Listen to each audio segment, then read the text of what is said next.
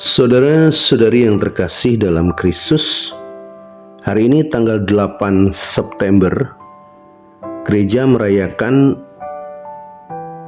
pesta pertama dari 3 pesta tentang Bunda Maria di bulan September, yaitu pesta kelahiran Bunda Maria.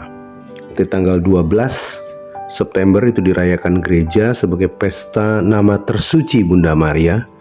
Dan tanggal 15 September dirayakan gereja sebagai pesta Maria berduka cita. Nah, hari ini kita akan merenungkan tentang makna dari pesta kelahiran Bunda Maria dengan mencoba merenungkan dari bacaan-bacaan kitab suci pada hari ini, yaitu dari kitab Nabi Mika dan juga dari silsilah Yesus Kristus menurut Injil Matius.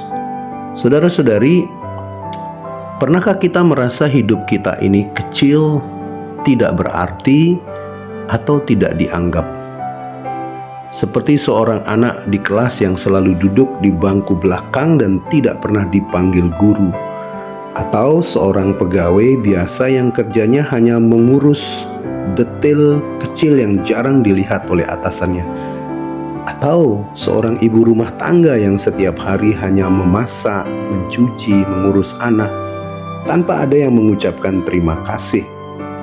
Kadang sebagai manusia kita bertanya, apa gunanya semua ini? Apakah hidup saya bernilai?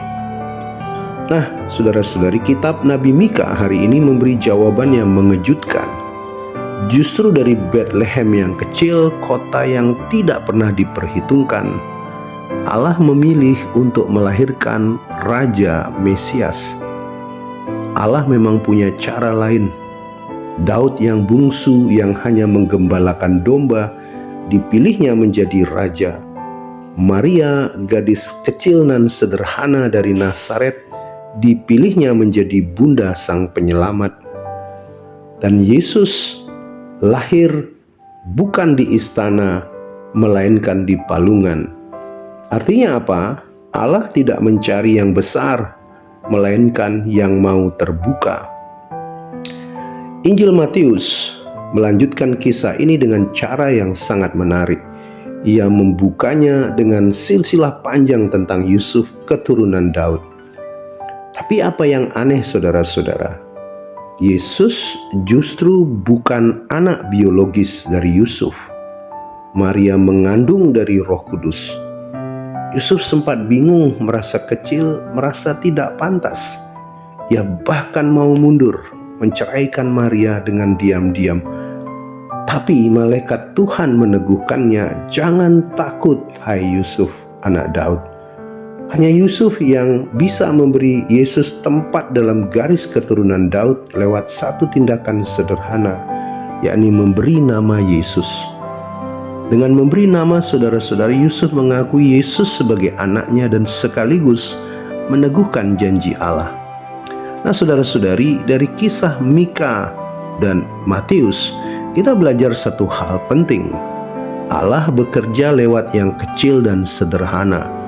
Bethlehem yang kecil, Maria yang sederhana, Yusuf yang hampir menyerah, semuanya, saudara, dipakai Allah untuk menghadirkan keselamatan dunia. Lantas, kalau kita membawa kisah ini dalam kehidupan kita, para orang tua mungkin merasa lelah mengurus keluarga, kerja keras tanpa banyak pujian. Tetapi justru dalam kesetiaan itu anak-anaknya belajar arti kasih.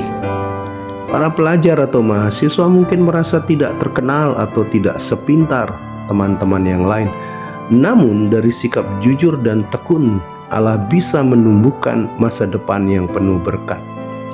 Para pekerja, buruh, pegawai kecil, Allah melihat kesetiaan dalam tugas-tugas kecil yang sering tidak dihargai.